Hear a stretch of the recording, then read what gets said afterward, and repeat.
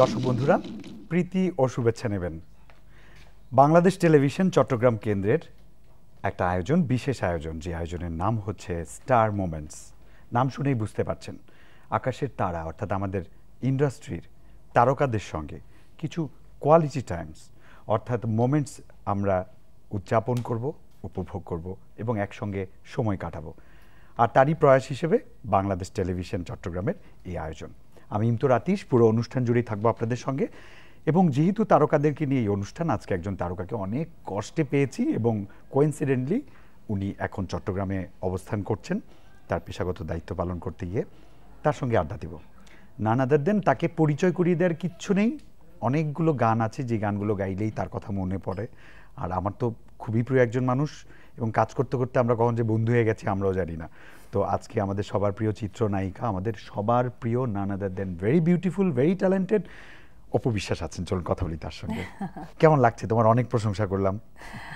বরাবরের মতো তুমি আমাকে এত সুন্দর করে প্রেজেন্ট করে যাও দর্শকদের মাঝে, মানে আমি নিজেই কনফিউজড হয়ে যে ও যে বিশেষণগুলো আমাকে দিচ্ছে আদৌ আমি সত্যি ওই বিশেষণের মতো কি না। দেখো, একটা কথা বলতেই ভুলে গেছি, তোমাকে অনেক সুন্দর লাগছে।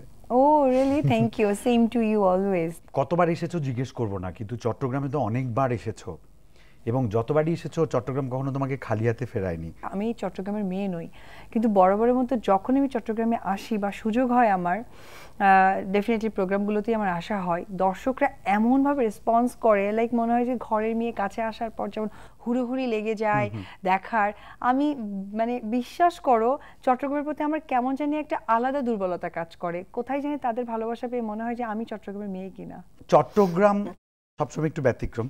চট্টগ্রামের মানুষ, চট্টগ্রামের কালচার, চট্টগ্রামের ভাষা আমাদের বাংলাদেশের অন্যান্য জনপদ থেকে একটু ব্যতিক্রম।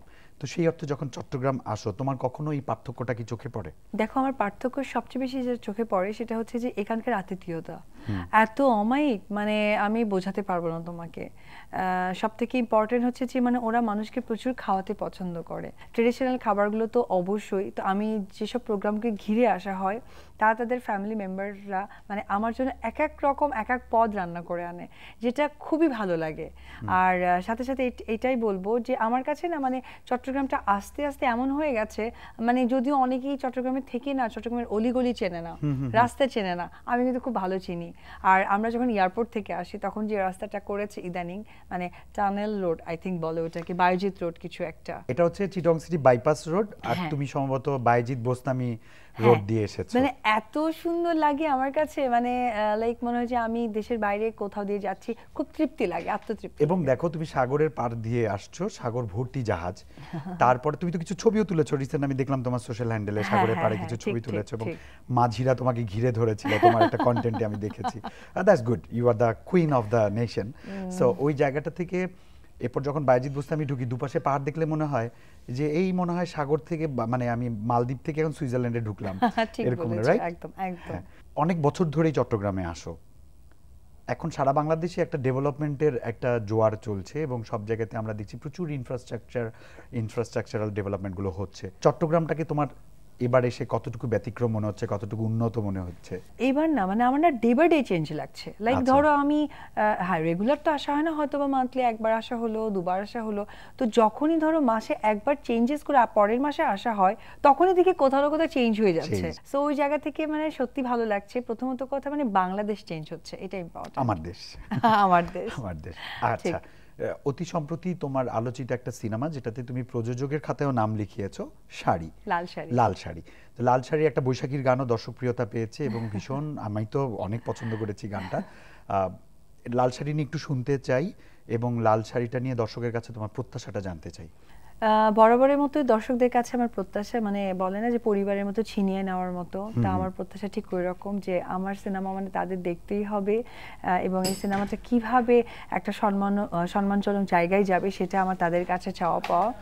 আর প্রযোজক হিসেবে কখনোই আমার না মনে হয়নি যে আমি প্রযোজনা করেছি, কারণ আমার যারা কো আর্টিস্ট ছিল বা আমার যারা টেকনিক্যাল টিম ছিল তারা অনেক বেশি হেল্পফুল ছিল, ভীষণ, মানে আমাকে না বুঝতেই দেয়নি। এরকম অনেক হয়েছে যে আমার হয়তো শুটিং বিকেলে আছে, তো আমি হয় না যে একটা কাজের প্রেশার তো তারপরও থেকে যায়, তো আমি হয়তো ঘুম থেকে উঠতে 9টা বা 10টা বেজে গেছে, তো আমি উঠে মানে খুব তাড়াহুড়া করে ভাবছি এখন ডিরেক্টরকে ফোন দিই, আজকে মানে আমি জানতাম যে আজকে শিডিউলটা কোন কোন আর্টিস্টের, তাদেরকে ফোন দিই।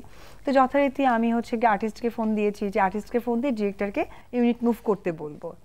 তো আর্টিস্টকে ফোন দিয়েছি, আমার হিরোকে ফোন দিয়েছি, সাইমনকে, যে সাইমন আপনি কোথায়? বলছে হিরোইন আমাদের তো 2টা সিন শেষ হয়ে গেছে, আর একটা সিন আমরা করবো, অন্যান্য আর্টিস্টরা রেডি হচ্ছে। মানে এইটা শুনে না মানে আমি স্পিচলেস, মানে লাইক ফ্যামিলি মেম্বার, প্রত্যেকের দায়িত্বের ব্যাপারে সচেতন। মানে হয় না যে আমার মনেই হয়নি বা আমার কাউকে বলতে হয়নি যে আমার এই শুটিং আছে একটু তাড়াতাড়ি বা কি করা যায়। আমার সকলের কাছে আমি সত্যি এই অনুষ্ঠানের মধ্যে দিয়ে কৃতজ্ঞ জানাই যে লাল শাড়ির সাথে সংযুক্ত যারা যারা ছিলেন। শুধুমাত্র যে আমি বলবো যে শুটিং শেষের তা কিন্তু নয়, যখন টেকনিক্যাল টিমের কাজ শুরু হয়েছে, বিশেষ করে আমাদের এডিটর একজন আছেন, হয়তোবা উনি ক্যামেরার একেবারেই পেছনের মানুষ, হয়তোবা আমাদের দর্শকরা তাকে চেনেন না, কিন্তু আমাদের টেকনিশিয়ানরা নাম বলেই চিনবেন, একরাম ভাই যে এডিট করেছেন, সেলিম যে ডাবিং করেছেন, মানে ওভারঅল মিলে আমি বিশ্বাস করো আমি অনেক লাকি। এটা হচ্ছে তুমি অপু বিশ্বাস বলেও হয়তো ভালোবাসাটা বেশি পেয়েছো, এটা না না না, আমি অপু বিশ্বাস কখনোই নয়, তবে আমার কাছে এটা মনে হয়েছে যে তারা আমাকে অত্যন্ত ভালোবাসে, আর আমি কাজের মধ্য দিয়ে আমার যারা, আমি কিন্তু সেটাই বলেছি, তুমি তোমার কাজ দিয়ে ভালোবাসাটা গেইন করে নিয়েছো, because the way you contributed your talents for the nation. তুমি এত এত ভালো ভালো কাজ করেছো, আমরা সিনেমায় দেখেছি। যখন আমাদের সিনেমা পাইরেসি, আমাদের সিনেমা বাজে যেটাকে বলে আন্ডার রেটেড সিনেমাগুলো, যেটা সিনেমার নাম করে আসলে অন্য কিছু হতো, সেই সময় তুমি সাকিব ভাই যখন জুটি বেঁধে আমাদের সিনেমাটাকে শক্ত হাতে ধরে এত দূর নিয়ে এসেছো তোমরা, সেটার ফলটা এখন পাচ্ছ, সবাই তোমাকে ওই ভালোবাসাটাই দিচ্ছে। Thank you very much. আচ্ছা, এবারে আমাকে একটা কথা বলো, আমি কিন্তু আরেকটা কথা বলেছিলাম, দর্শকের কাছে তোমার প্রত্যাশাটা কি এই লাল শাড়ি নিয়ে? আমি চাইবো যে এটা কবে রিলিজ হচ্ছে? এটা ভেরি সুন রিলিজ হবে, আর তখন আমি ডেটটা জানিয়ে দেব সকলকে। তোমার কি টার্গেট ছিল ঈদ? আমার ছিল ঈদ টার্গেট ছিল, কিন্তু যেহেতু তোমার ঈদে এবার প্রচুর সিনেমা আসছে, আর আমাদের একটা খুব বড় একটা প্রবলেম হয়ে পড়েছে, এখন সিনেমা আছে বাট তোমার হলের সংখ্যাটা অনেকটা কম, তো যার জন্য হয়েছে যে এখন আমিও যদি চাই তখন সেক্ষেত্রে জিনিসটা আসলে সুন্দর দেখাবে না। তখন আমার কাছে মনে হয়েছে যে যারা অনেক আগে থেকে প্রস্তুতি নিয়ে আছে বা এই সিনেমাটা রিলিজ করবে, আচ্ছা ঠিক আছে তারাই করুক। আমার কথা সিনেমা রিলিজ হওয়াটা ইম্পর্টেন্ট, চলচ্চিত্র আমাদের যেভাবে ঘুমিয়ে পড়েছিল সেটা জেগে ওঠাটা ইম্পর্টেন্ট। আমার কি হচ্ছে তোমার কি হচ্ছে তার থেকে ইম্পর্টেন্ট হচ্ছে যে চলচ্চিত্র নিয়ে যে একটা দুর্ভিক্ষ শুরু হয়ে গিয়েছিল সেটা থেকে আমরা উতরিয়ে যাচ্ছি, এটাই। আরেকটা কথা বলি, অতি সম্প্রতি গণপ্রজাতন্ত্রী বাংলাদেশ সরকার এবং তথ্য মন্ত্রণালয় এবং সংশ্লিষ্ট সকল মন্ত্রণালয় একটা অধ্যাদেশ জারি করেছেন যে এখন থেকে এই উপমহাদেশীয় ভাষার কিছু মুভি বাংলাদেশে রিলিজ হতে পারবে, তবে এটা অবশ্যই সাফটা চুক্তির এক্সচেঞ্জের মধ্য দিয়ে, মানে আমাদের সিনেমা ওদের দেশে যাবে, ওদের সিনেমা আমাদের দেশে আসবে। এটাকে তুমি কতটুকু সুযোগ হিসেবে দেখছো? কারণ আমার কাছে মনে হয় যে আমি কলকাতা বা মুম্বাইয়ের একটা সিনেমা হলে বসে তোমার লাল শাড়ি দেখছি এবং এই সুযোগটা তৈরি হয়েছে, সো এই সুযোগটাকে তুমি কতটুকু কাজে লাগাতে চাও? দেখো, আমি বরাবরই চাই যে সিনেমাটা ডে বাই ডে অনেক উচ্চতর জায়গায় যাক, এটা আমার বরাবরই চাওয়া। কারণ আমরা যখন দেশের বাইরে যাই তখন গুটি কয়েক বাঙালিরা ছাড়া আমাদেরকে অন্য কেউ খুব একটা চেনে না, বাট আমরা যে কাজ করি না তা কিন্তু না, আমাদেরও পরিশ্রম আছে কাজের জায়গা থেকে। তো সেই জায়গা থেকে এই ধরনের সুযোগ পাওয়াটা তো এটা আমাদের সৌভাগ্যের যে আমাদের বলিউডের সিনেমা চলবে, আমাদের ওখানকার আর্টিস্টরাও আমাদেরকে চিনতে শিখবে, জানতে শিখবে, এটা আমাদের কাছে মনে হয় অনেক বড় একটা প্রাপ্তি। অপু বিশ্বাস লাল শাড়ি নিয়ে ফিরছেন এবং আমি গান দেখেছি, ফুটেজ দেখেছি, তোমার কিছু স্ন্যাপস দেখেছি, আমার কাছে মনে হচ্ছে দারুণ কিছু একটা অপেক্ষা করছে আমাদের দর্শকদের জন্য। এবং দর্শকদের কাছে আমারও রিকোয়েস্ট থাকবে যে আপনারা হলে গিয়ে অবশ্যই সিনেমা দেখবেন, কারণ একটা সিনেমা বেশি পরিশ্রম হয়, আমরা টেলিভিশনে যত না কষ্ট করি তার চেয়ে বেশি কষ্ট কিন্তু সিনেমায় হয়। সেই সিনেমাটা সার্থক হয় যখন দর্শকরা ভালোবেসে হলে গিয়ে সেটা দেখে। এমন না যে আপনাদের ওই 200 টাকা বা 150 টাকা বা 100 টাকার টিকিটে আমাদের অপু বিশ্বাস প্রযোজক হিসেবে অনেক হাজার কোটি টাকার মালিক হয়ে যাবেন, কিন্তু তার যে প্রয়াস, তার যে সৃষ্টিশীলতাটা তার মননে ছিল, সেটা দর্শকদের সামনে তুলে ধরতে পারলেই কিন্তু তার সার্থকতা। Am I right or am I right? Exactly, একদম একদম। আচ্ছা, তো পরবর্তীতে তোমার মিশন কি? আমার এই সিনেমাটা রিলিজ করার পর আমি আসলে দর্শকদের থেকে আমার অপু জয় চলচ্চিত্রের ভাইবসটা জানতে চাই, যে তারা আসলে কি রকম চায়, কি রকম করা উচিত। তবে এটা শিওর যে আমার প্রোডাকশন থেকে আমি কাজ করে যাব, সেটা আমি করি, নতুনরা করুক বা যে কোনো কন্টেন্ট হোক না অ্যাজ এ প্রোডিউসার তুমি তোমার কাজটা কন্টিনিউ করবে। তবে হ্যাঁ, আমি বছরে অবশ্যই আমার প্রোডাকশন থেকে একটা সিনেমা হলো আমি করব, বাদ বাকি হয়তো অন্যদেরকে নিয়ে করার চেষ্টা করব। আর টোটাল দায়িত্বই কিন্তু আমার দর্শকদের, তাদের সাপোর্ট, তাদের চাওয়া পাওয়া ঘিরেই কিন্তু আমার এই যে কথা আজকে বলছি সেটা কিন্তু সামনে এগিয়ে যাবে। তোমাকে যেমন টিভি অনুষ্ঠানে আমরা দর্শকরা অতিথি হিসেবে পাই, তোমার সুখ দুঃখ, ভালো লাগা, মন্দ লাগা, what's going on in your life, সব আপডেটগুলো আমরা জানতে পারি। আবার দেখা যায় যে তোমাকে ফটোশ্যুটে মাঝে মাঝে দেখা যায়, ব্রাইডাল শ্যুটে স্পেশালি। আমি স্টেজ শোতে তোমাকে পেয়েছি, মাঝে মাঝে আমার সঙ্গেও হেঁটেছো তুমি শো স্টপার হিসেবে সুন্দর করে ব্রাইডাল সেজে। কিন্তু তোমাকে কখনো বিজ্ঞাপনে আমি দেখিনি, তোমাকে কখনো আমি নাটকে দেখিনি। এটার কোনো কারণ আছে কিনা, বা ভবিষ্যতে আমরা দেখতে পাবো কিনা? না, তুমি আমাকে বিজ্ঞাপনে দেখেছো খুব সিলেক্টিভ, হয়তো বা ধরো 100-তে একটা দেখেছো। হ্যাঁ, নাটক করা হয়নি, তবে লাইফে ক্লাস 6-এ থাকতে আমি একটা নাটক করেছিলাম। সেটি হচ্ছে গিয়ে, তখন আমি তো ছোটবেলা থেকে আমি যেহেতু নাচ করি বা থিয়েটারদের সাথে আমার একটা যোগসূত্র আছে, সেইখান থেকে আমাদের যে মানে বগুড়াতে একটা থিয়েটার ছিল, বগুড়া থিয়েটার নামে, যেটার ওনার হচ্ছে ময়না মামা আমি বলে ডাকি। তো ওনারা মিলে একটা সুন্দর একটা নাটক করেছিল, যেখানে ছবি আপু ছিলেন, নাটকে খুবই পরিচিত একজন ফেস।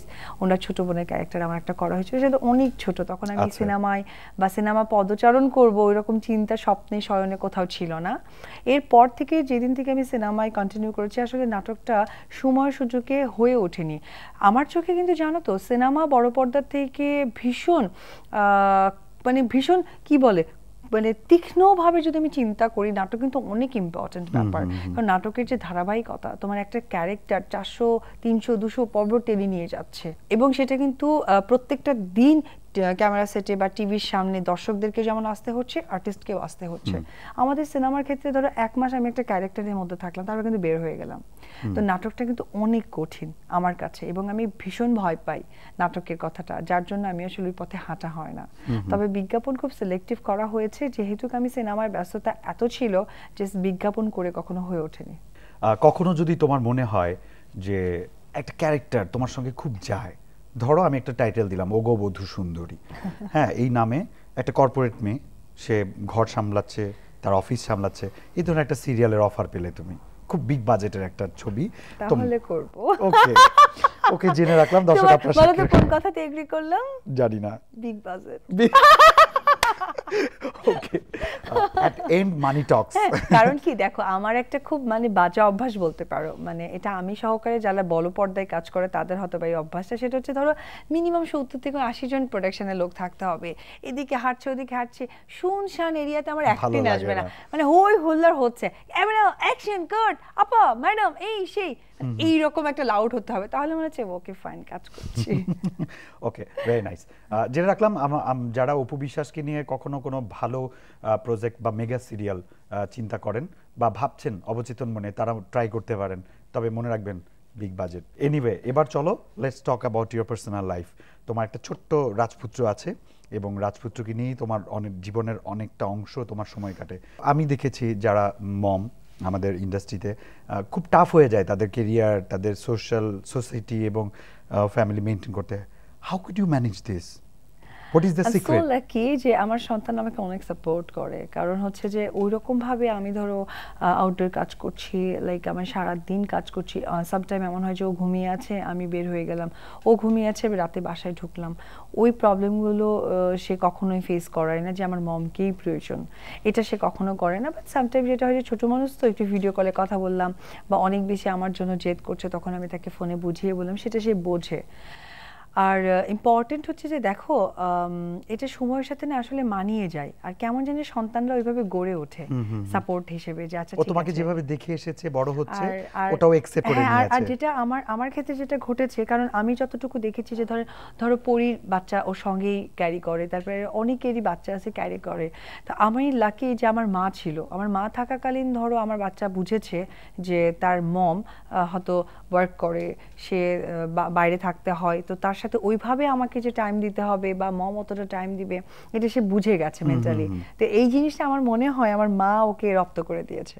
আচ্ছা, ওকে, চলো এবার বাচ্চার বাপ নিয়ে কথা বলি। তো বাচ্চার বাপ বাচ্চাকে কতটুকু সময় দিচ্ছে, বা তাদের মধ্যে ইন্টিমেসি বা কেমিস্ট্রিটা কেমন? বাচ্চার বাপ না বলে তুমি এটা বলতে পারো যে বাচ্চার বন্ধু, কারণ আচ্ছা, তারা wow. এখন বাবা ছেলে থেকে মানে দুই বন্ধুতে পরিণত হয়েছে। মানে তারা যখন খেলাধুলা করে, তারা যখন টাইম স্পেন্ড করে, মানে একদমই তাদের মতো করে করে। তো সুতরাং হচ্ছে তাদের প্রচুর টাইম দেয় তারা, আসলে তারা এখন দুজন প্রচুর টাইম দেয়। লাইক আমি মানে এখন, সাকিব ভাই সচেতন ভাবেই তার ছেলেকে হ্যাঁ, এই ভালো যেমন সময় ধরো দিচ্ছে। আমি এখন এখানে আছি, আমি চিটংয়ে যেহেতু এখন ওই সে তার বাবার সাথে আছে, তার দাদা দাদির সাথে আছে।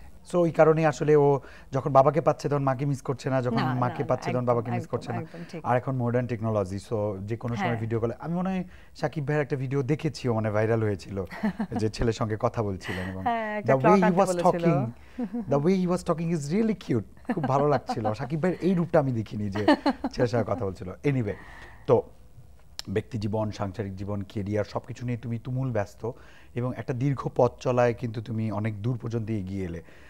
এই পথ চলাটাকে তুমি কত দূর নিতে চাও, এবং তোমার যে এখন কেরিয়ার অ্যাজ এ পারফর্মার, সেটা নিয়ে তোমার ফিউচার প্ল্যানটা কি? প্রথমে হচ্ছে এখন যেহেতু নিজের প্রোডাকশন হাউসে কাজ করছি, এবং এটা নিয়ে আরও বেশ কিছুদিন আমার বা কিছু বছর বলতে পারো রান করার ইচ্ছে আছে। বাকিটা হয়তো বা দর্শক বা উপরওয়ালা জানতে পারে, কারণ মানুষ যেটা চায় অনেক সময় সেটা হয়ে ওঠে না, তার ব্যতিক্রম অনেক কিছু হয়। তো এই প্ল্যানিংটা আপাতত আছে, তারপরে দেখা যাক। এই মুহূর্তে আমরা বাংলাদেশ টেলিভিশন চট্টগ্রাম কেন্দ্রের স্টুডিওতে বসে আছি। ওকে, আমি যদি ভুল না করি, তুমি বাংলাদেশ টেলিভিশন চট্টগ্রাম কেন্দ্রেই প্রথম এসেছো। এক্স্যাক্টলি। তো একটা পাহাড়ের চূড়ায় বা পাহাড়ের একটা পাদদেশে, একটা ফয়েজ লেকের মতো একটা সুন্দর ন্যাচারাল লেকের পাশে, এরকম প্রাকৃতিক সৌন্দর্যের লীলাভূমি বলা যায় চট্টগ্রামে, সেখানে এসে তোমার এই চট্টগ্রাম কেন্দ্রটা কেমন লাগছে? দেখো, চট্টগ্রামটা আমার অনেক বেশি ভালো লাগে, সত্যি কথা। সেইখানে এসে আমাদের চিরচেনা একটা জায়গা, আমরা তো বিটিভি মানেই জানি রামপুরা, এর বাইরে যেতে পারি না, ঢাকা। সেইখানে এত সুন্দর, এত গোছানো, মানে চট্টগ্রাম কেন্দ্রটা বানিয়েছে সত্যি দেখার মতো এবং মুগ্ধকর। বিশেষ করে আমি এসে যখন রেস্ট নিচ্ছিলাম, রেস্টরুমগুলো অ্যান্ড খাওয়ার প্লেসগুলো সব কিছু মিলে, আর পাহাড়ের মধ্যে হ্যাঁ, হেঁটে হেঁটে, এবং আমি একটা জিনিস ফলো করেছি, পুরোটা ঘুরে দেখলে হয়তো বা অনেকে দেখবে যে কোথাও কোথাও ছোট ছোট কিছু গাছ লাগিয়েছে। যেমন আমি দেখলাম আমাদের একদম সবার সম্মানীয় একজন ব্যক্তি, ভীষণ আমাদেরকে সাপোর্ট করেন, আমাদের হাসান মাহমুদ ভাইয়া, আমাদের তথ্যমন্ত্রী, উনি একজন লিচু গাছ লাগিয়েছেন। তা আমি এতটা মানে মানে ক্ষুদ্র ক্ষুদ্রভাবে দেখেছি। হ্যাঁ, আমার ভীষণ ভালো লেগেছে যে এই যে একটা গাছের সাথে ওনার স্মৃতি জড়ানো, সেটা আমরা দেখতে পেলাম। সবকিছু মিলিয়ে আমার চট্টগ্রাম কেন্দ্রটাকে অনেক সুন্দর লেগেছে। হাসান স্যার আমাদের চট্টগ্রামেরই সন্তান, এবং তারই ব্যক্তিগত প্রয়াস এবং চেষ্টা এবং আন্তরিকতায় কিন্তু আজকে চট্টগ্রাম টেলিভিশন বা বাংলাদেশ টেলিভিশন চট্টগ্রাম কেন্দ্রটা পূর্ণাঙ্গ টিভি চ্যানেল হিসেবে স্বতন্ত্রভাবে টেলিস্টেরিয়াল এবং স্যাটেলাইটে আছে। হ্যাঁ, আমি কিন্তু ভাইয়া বলার পেছনের কারণ হচ্ছে আমি দুবার ধরো তোমার সরকারিভাবে ট্যুর করেছি। তো সরকারি ট্যুরে ধরো আমি ছিলাম, ফেরদৌস ভাই ছিল, মমতাজ আপা ছিল, সবাই ছিল। তো আমরা যখন ট্যুর করেছি তখন আসলে এত ফ্যামিলিয়ার ছিল, ভাবি ছিল, খাবার দাবার সব কিছু থেকে, তখন থেকে আসলে ভাইয়া ডাকা।